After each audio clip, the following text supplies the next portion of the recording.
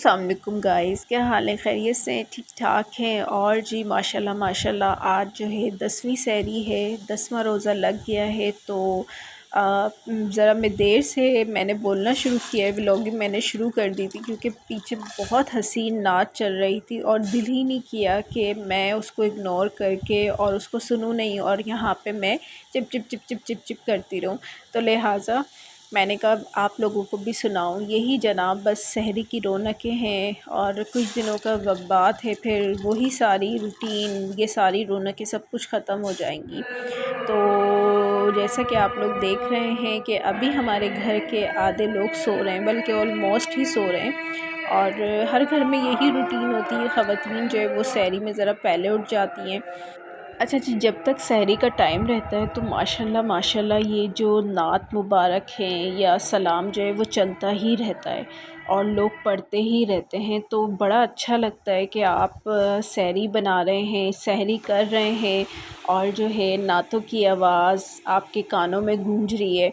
तो यहाँ मेरे पेड़े भी बन गए हैं और पेड़े बनने के बाद जो है मैंने बाकी घर वालों को उठाया कि भाई अब उठ जाओ, रोज़े का टाइम जो है वो सहरी ख़त्म होने वाली है, अब तुम लोग उठ जाओ और सहरी कर लो। तो यही रूटीन है कि रोज़ उठते हैं और पहले उठ जाती हूँ, जिस तरह से और घरों में भी ऐसे ही होता होगा। और यह मेरी चाय बन गई है। कुछ लोग लस्सी पीते हैं, मैं स्पेशली चाय पीती हूँ क्योंकि मुझे चाय के बगैर सुकून नहीं मिलता।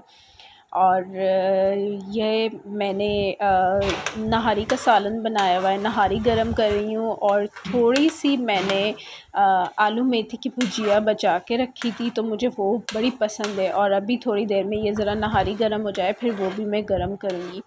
और इसी तरह से फिर अभी हम अपनी फिर दूसरी तैयारियां कर लेते हैं। चलें जी, जल्दी जल्दी से फटाफट जो है वो मैं पराठे और रोटियां शोटियां बना लेती हूँ। ठीक है, दही जो है कभी नेस्ले की इस्तेमाल कर लेते हैं, कभी मैं घर में भी जमा लेती हूँ, तो वो दोनों जो है चल जाती हैं।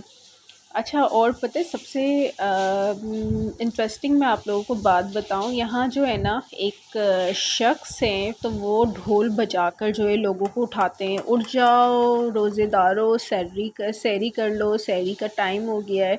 तो मतलब जो है एक रमज़ान शरीफ आप एक अलग ही दुनिया में, एक अलग ही माहौल में चले जाते हो। अल्लाह ताला हम सबको तौफ़ीक दे कि हम इस बबरकत महीने का जो है एहतराम कर सकें और रोज़े रखें। अच्छा देखें, वैसे है ना, अगर हम रोज़ तहज्जुद में उठें तो कितनी हमें परेशानी होती है या जो है हमें सुस्ती भी आती है शुरू शुरू में, लेकिन ये महीना आप तहज्जुद भी पढ़ रहे होते हैं, आप कुरान पाक भी पढ़ रहे होते हैं, आप नमाज भी, हर बंदे की कोशिश होती है, हर शख्स की, कि हमारी नमाज स्किप ना हो।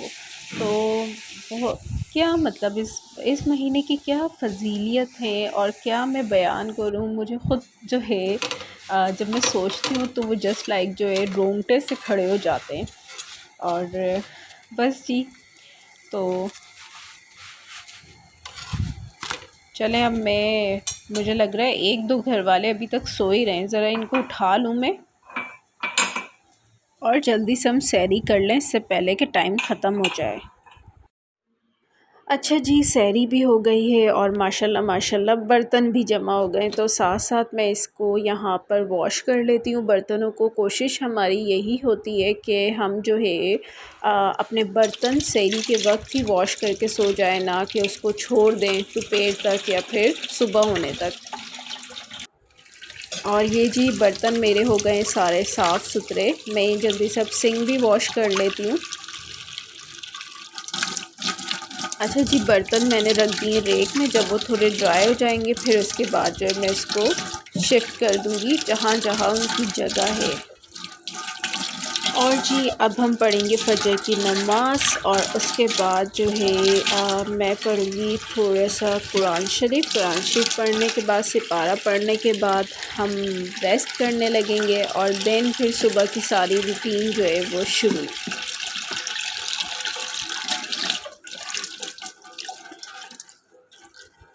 चलें जी, यहाँ से तो हो गए हम फ्री।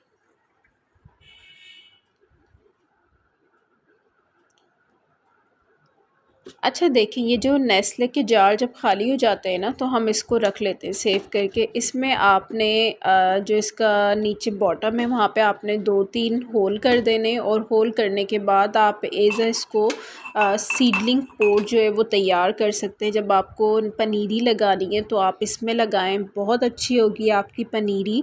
आपने जब भी सीडलिंग्स तैयार करनी है तो हम अमूमन जो है वो सीडलिंग्स इसी तरह के पोट्स में इसी तरह के कप्स में जो कि डिस्पोजेबल होते हैं उसमें तैयार कर लेते हैं, और इसको हम डिस्कार्ड नहीं करते। तो जी आज के व्लॉग में इतना ही। अल्लाह हाफिज़।